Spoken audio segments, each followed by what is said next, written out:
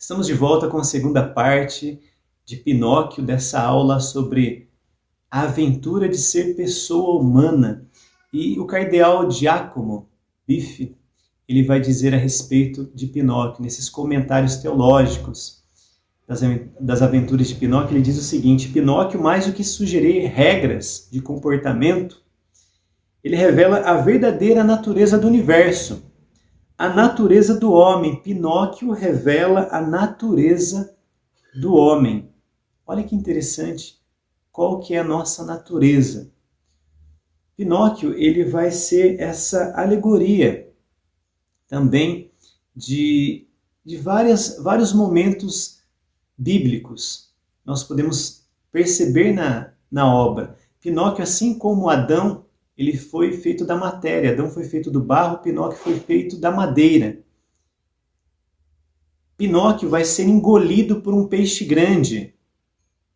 Quando vai resgatar ali Gepeto, num desejo de reencontrar o seu filho, Gepeto sai em busca de Pinóquio, viaja para um lugar muito distante e, tomado um barquinho ali, ele é engolido por um monstro marinho, um peixe enorme, engole, ele passa a viver ali na barriga do peixe. Pinóquio, ele ao descobrir isso, já no momento de maturidade, um momento de amolecimento do seu coração, Pinóquio que já havia passado por muitas situações de provações, por muitas situações difíceis, ele que já havia passado, por exemplo, pela Ilha dos Prazeres, que era um lugar que todas as crianças desobedientes, as crianças que só buscavam o prazer, que fugiam dos deveres.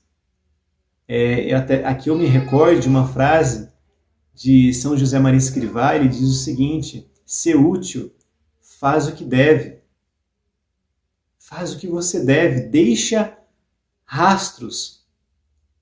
Nós estamos aqui tentando deixar para vocês, e isso os autores fizeram de maneira belíssima, com a sua arte.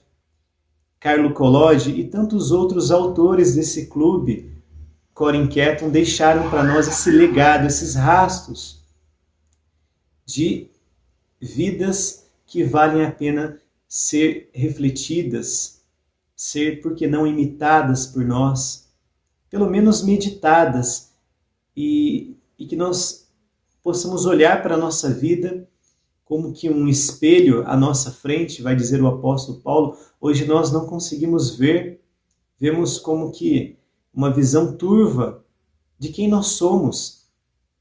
Nós não conseguimos nem mesmo saber direito o porquê das nossas atitudes, tanto das nossas potencialidades, das nossas capacidades, mas também das nossas fragilidades humanas e pecados.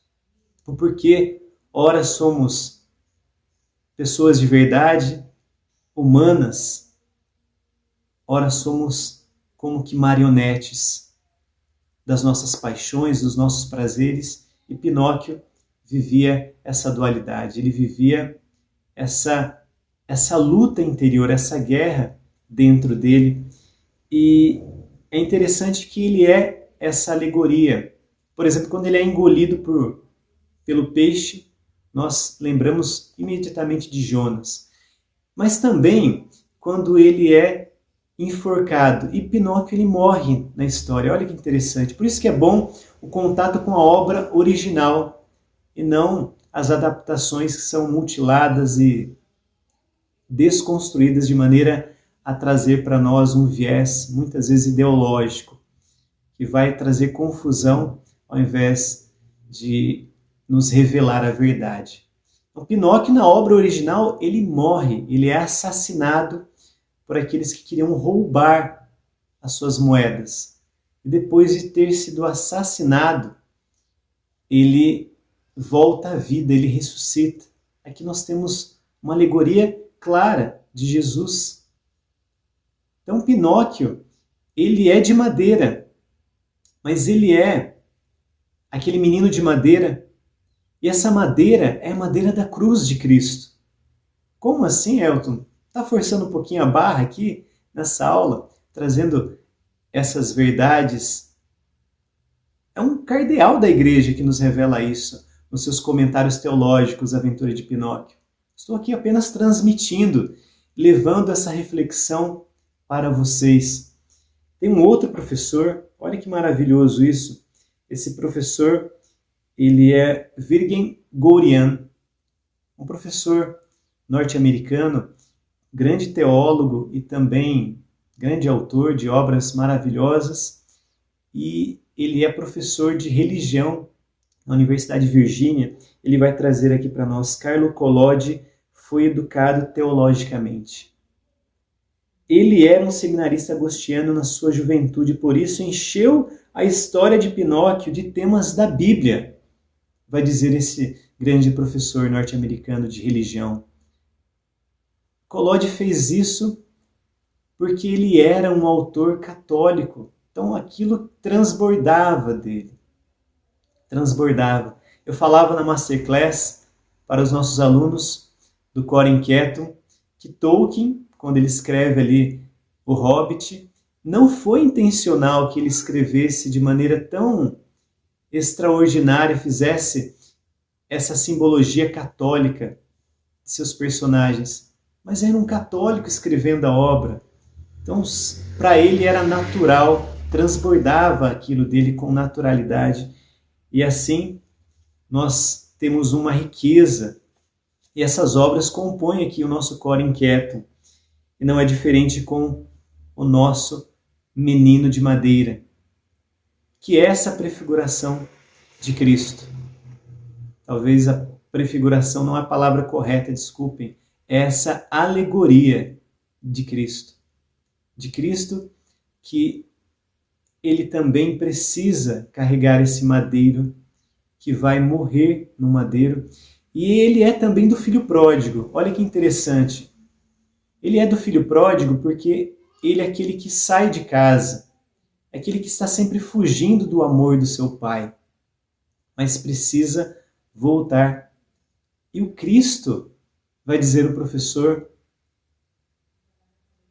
Robson, do Centro Hugo de São Vítor, ele diz isso, eu achei maravilhoso, quis trazer aqui para vocês uma outra análise. Ele diz que Cristo também é o filho pródigo. Como assim, Elton? Não somos nós, pecadores, o filho pródigo, mas nós, marionetes do pecado, coração endurecido, esse coração inquieto, que só encontra repouso e descanso em Deus, nós não somos capazes de voltar à casa do Pai, nós não somos capazes de regressar por méritos, por força nossa, por capacidade. Nós não temos condições humanas de voltar para o Pai. Mas Carlo Collodi, ele que fez essa experiência na sua biografia, de sair da casa do Pai, de cometer erros e de voltar, e depois vai escrever essa obra maravilhosa que hoje nós refletimos, e que educou o imaginário de gerações de crianças e de adultos que hoje precisam redescobrir o Pinóquio para ensinar aos seus filhos. Tem um professor que ele vai falar para nós de maneira maravilhosa também qual a importância para aqueles pais que pensam assim: poxa, Elton, mas eu acho mais importante falar da vida dos santos do que desses contos de fadas, esses contos maravilhosos.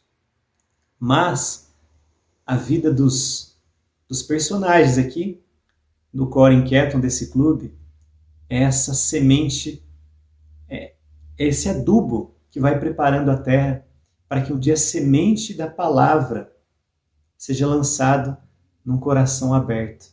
Então, os nossos filhos que ainda não tiveram esse contato com, por exemplo, com as Sagradas Escrituras, os contos maravilhosos, como esse, como Pinóquio, eles são um bom adubo, são uma boa preparação imagética para que eles tenham condições de acolher depois a palavra que se revela, a palavra que se fez, o verbo divino que se fez carne e habitou entre nós, essa palavra que é vida.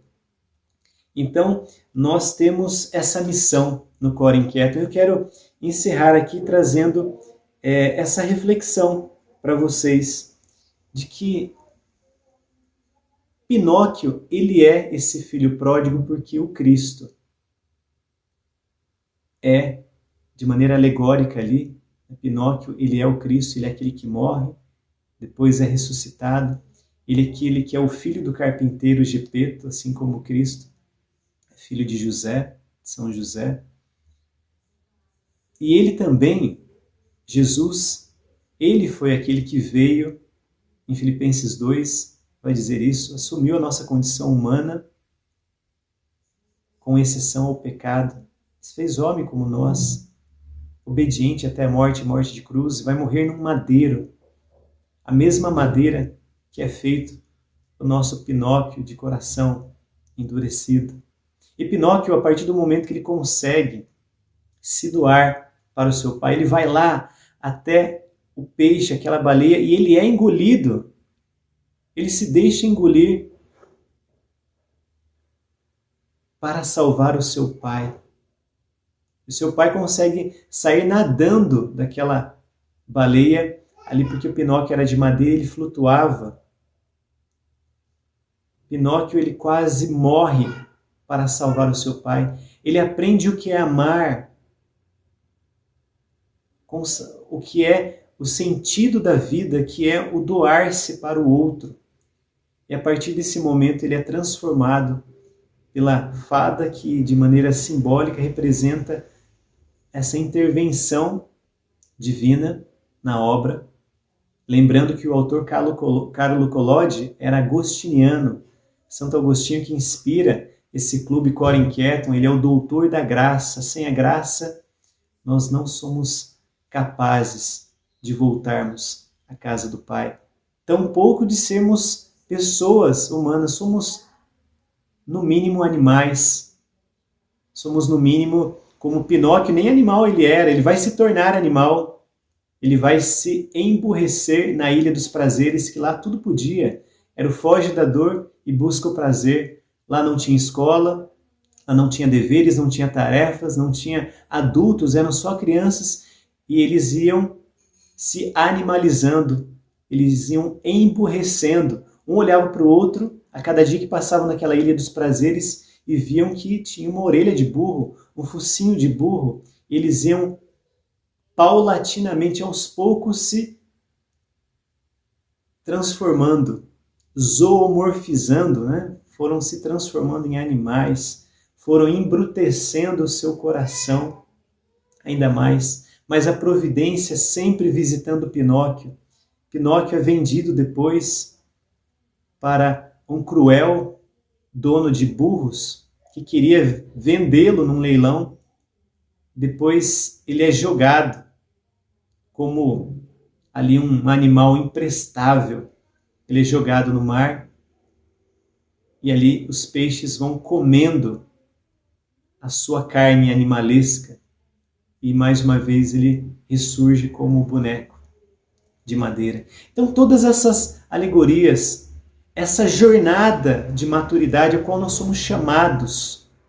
Se você é uma pessoa que já passou da idade cronológica de jovem, mas ainda tem atitudes infantis, ainda tem um comportamento pueril, talvez você precise olhar para essa história e entender que nós só vamos transformando o nosso coração ao exemplo do coração do Cristo, que é aquele que veio, se fez homem, e olha que interessante, por isso que ele é o filho pródigo, segundo o professor Robson Cadenas, do Centro Hugo de São Vítor, porque Jesus é o único que foi capaz de voltar à casa do Pai, de retornar a humanidade ao Pai. A humanidade estava perdida, estava distante, estava vivendo como que marionetes conduzidas por suas paixões, pelos prazeres deste mundo. E em Jesus, que levou sobre si todas as nossas fraquezas, pecados, nós teremos essa volta para a casa paterna. Jesus é aquele que vai dizer aos discípulos na sua ascensão: eu preciso voltar, mas eu deixarei com vocês o Paráclito. Eu deixarei com vocês esse espírito. Olha que interessante o que diz Peter Kreeft, grande apologeta, grande teólogo, tomista, ainda vivo, autor dessa obra maravilhosa aqui, ó, Como Vencer a Guerra Cultural. Ele vai dizer como Pinóquio, que foi transformado em um boneco de madeira, em uma criança real, deixaremos de ser marionetes do pecado e o Espírito Santo tornar-se a vida em nossa alma.